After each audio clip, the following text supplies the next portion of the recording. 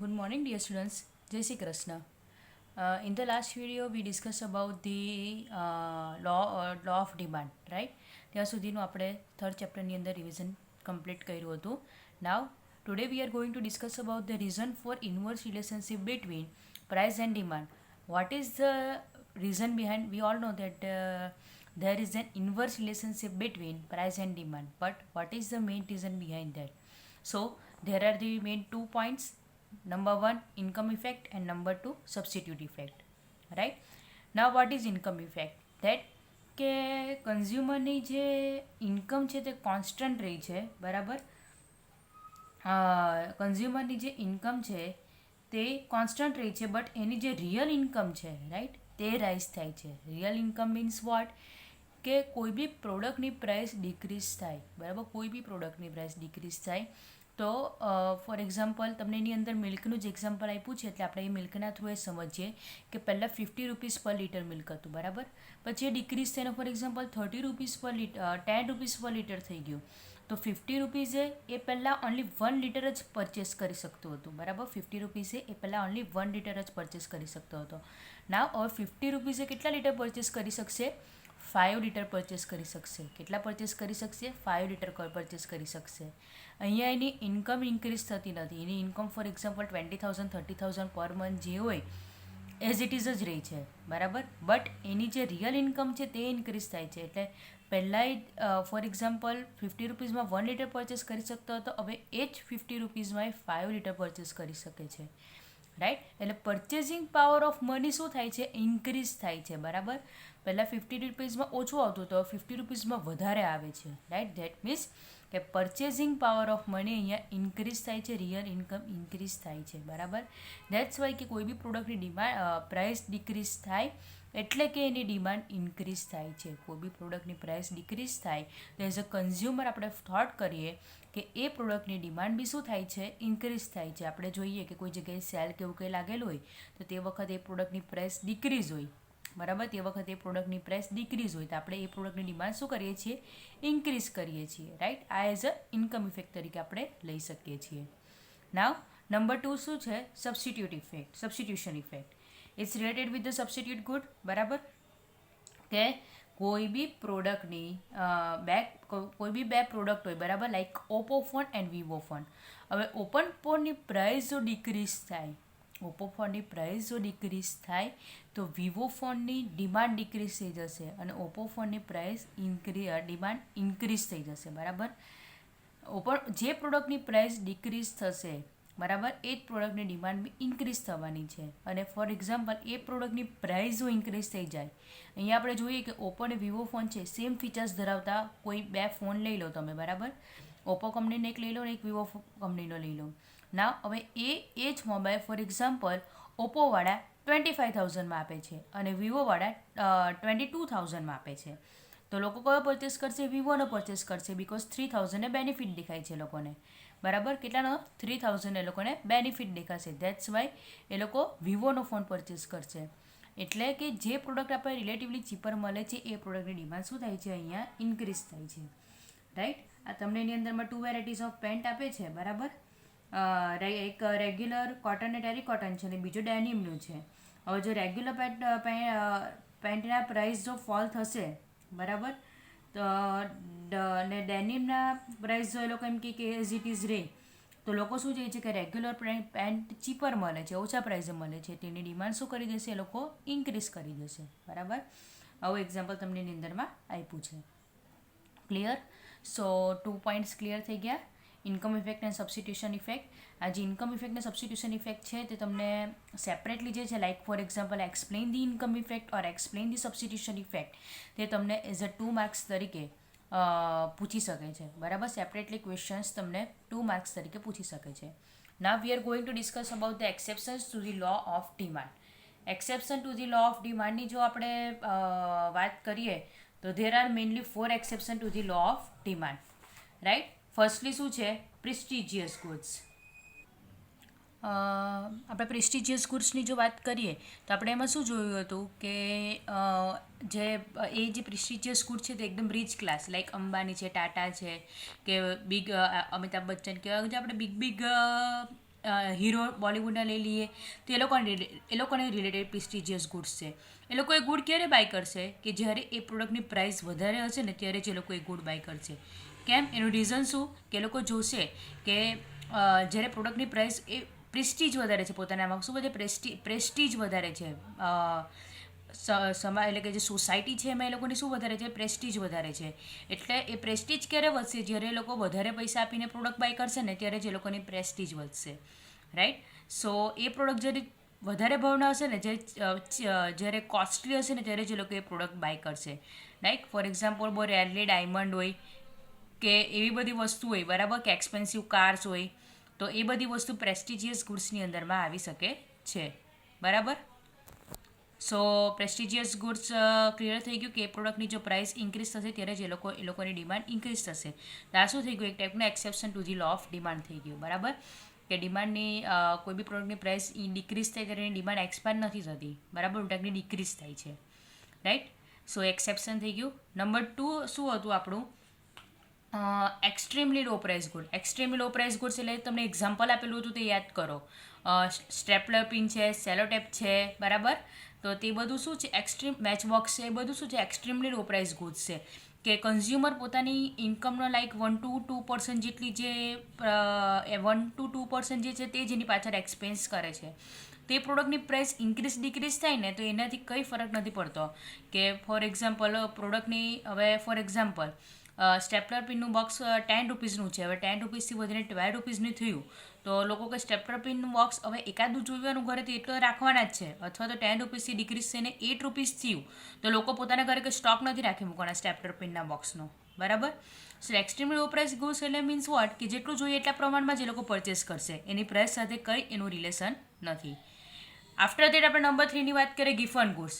Giffen goods કોને invent કર્યું હતું? રોબર્ટ ગિફને, યાદ રાખજો, બરાબર. એટલે એના પરથી નામ ગિફન ગુડ્સ કીધું છે. એને આપણે બીજા નામ તરીકે એક ઇન્ફિરિયર ક્વોલિટી ગુડ્સ પણ કહી શકીએ છીએ, ચીપ ક્વોલિટી ગુડ્સ પણ કહી શકીએ છીએ, બરાબર. હવે આ ગિફન ગુડ્સ શું છે કે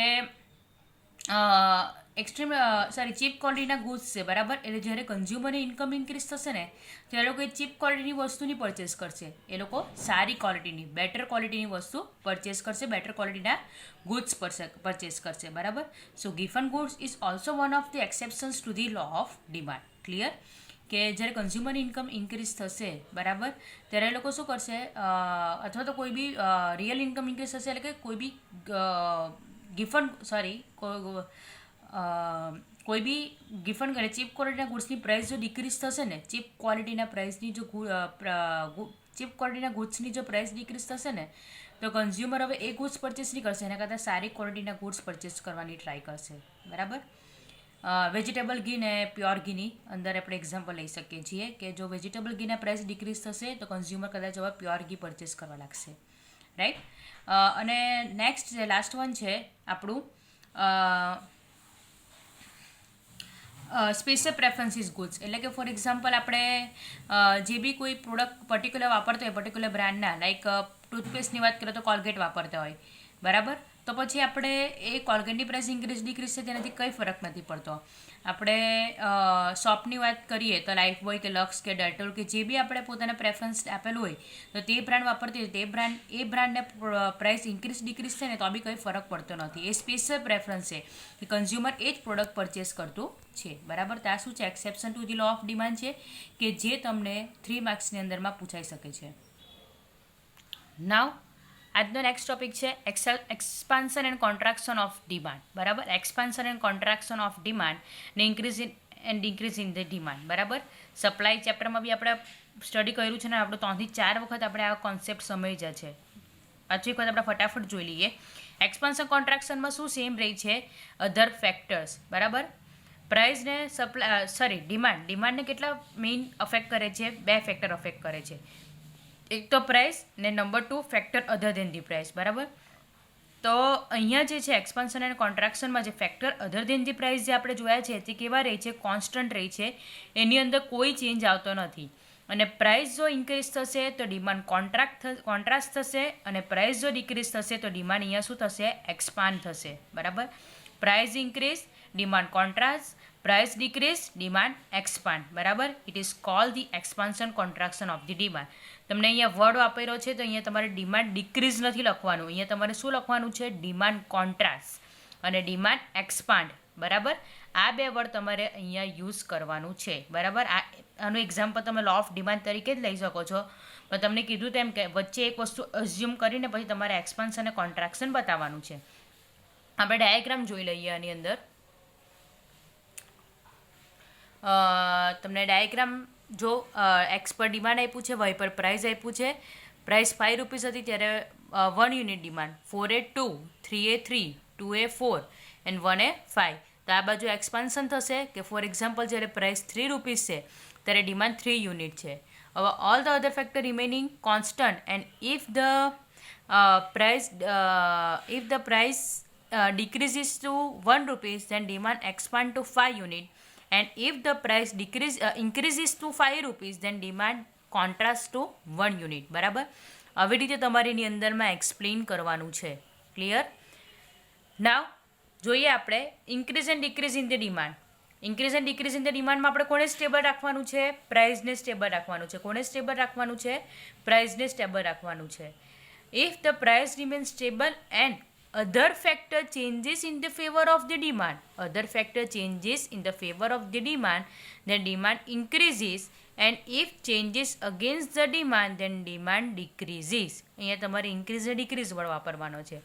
કોઈ બી ફેક્ટર ડિમાન્ડના ફેવરમાં ચેન્જ કરે તો ડિમાન્ડ ઇન્ક્રીઝ થશે, અને ડિમાન્ડના અગેન્સ્ટમાં ચેન્જ કરશે તો ડિમાન્ડ ડિક્રીઝ થશે. For example, income of the consumer increase થઈ ગઈ, બરાબર. કન્ઝ્યુમરની ઇન્કમ વધી. અધર ફેક્ટરમાં આપણે ઇન્કમવાળો પોઈન્ટ લઈ લઈએ તો કન્ઝ્યુમરની ઇન્કમ વધી તો કન્ઝ્યુમરની ડિમાન્ડ બી શું થઈ જશે? ઇન્ક્રીઝ થઈ જશે.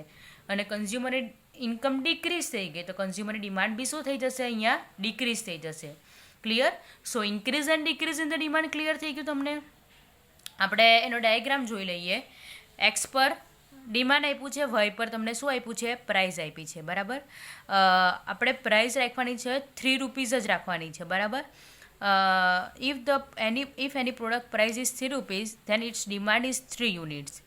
Now, if the consumer income increases to from 15,000 to 20,000, બરાબર. 15,000 હતી, હવે એની ઇન્કમ 20,000 થઈ જાય છે તો એની demand increases 3 unit to 5 units, બરાબર. 3થી કેટલી થઈ જાય છે? વધીને 5 unit. Now if the consumer income decreases 15,000 to 12,000, 15,000 ની જગ્યાએ કેટલી થઈ જાય છે? 12,000. then his demand decreases 3 unit to 1 unit. ત્યારે એની ડિમાન્ડ ડિક્રીઝ થઈને કેટલી થઈ જાય છે? 1 યુનિટ થઈ જાય છે. આપણે અત્યારની જો વાત કરીએ આ લોકડાઉનના લીધે જે બધા બિઝનેસને બધું જે ક્લોઝ ડાઉન થઈ ગયું છે, બરાબર, કે લોકોની સેલરીને એમાં જે કટ ઓફ આવે છે, બરાબર, લોકોને પૂરેપૂરી સેલરી નથી મળતી, તો તેના લીધે બી આપણને જોવા મળે છે કે એ લોકોની ડિમાન્ડમાં શું જોવા મળે છે? ડિક્રીઝ જોવા મળે છે. શું જોવા મળે છે? ડિક્રીઝ જોવા મળે છે, રાઈટ. કે એ લોકો પહેલાં જેટલી વસ્તુ પરચેસ નથી કરી શકતા, રાઈટ. પહેલાં અત્યારે તો બધાને ખબર જ છે કે બધી જે મોજશોખની વસ્તુ છે કે લક્ઝરિયસ વસ્તુ છે તો તેની ડિમાન્ડ શું કરી દીધી છે? ડિક્રીઝ કરી દીધી છે, બરાબર. સો અને આપણે અત્યારના પ્રમાણમાં એક્ઝામ્પલ લઈ શકીએ છીએ. સો એક્સપાન્શન કોન્ટ્રાક્શન અને ઇન્ક્રીઝ ડિક્રીઝ તમને 3 માર્ક્સની અંદરમાં પૂછી શકાય એવો ક્વેશ્ચન છે. બધું જોઈ જજો. રીઝન સેપરેટલી 2 માર્ક્સમાં પૂછી શકે. એક્સેપ્શન તમને 3 માર્ક્સની અંદરમાં, ને ઇન્ક્રીઝ ડિક્રીઝ ને એક્સપાન્શન કોન્ટ્રાક્શન બી તમને 3 માર્ક્સની અંદરમાં પૂછી શકે છે, બરાબર. મોસ્ટલી આપણે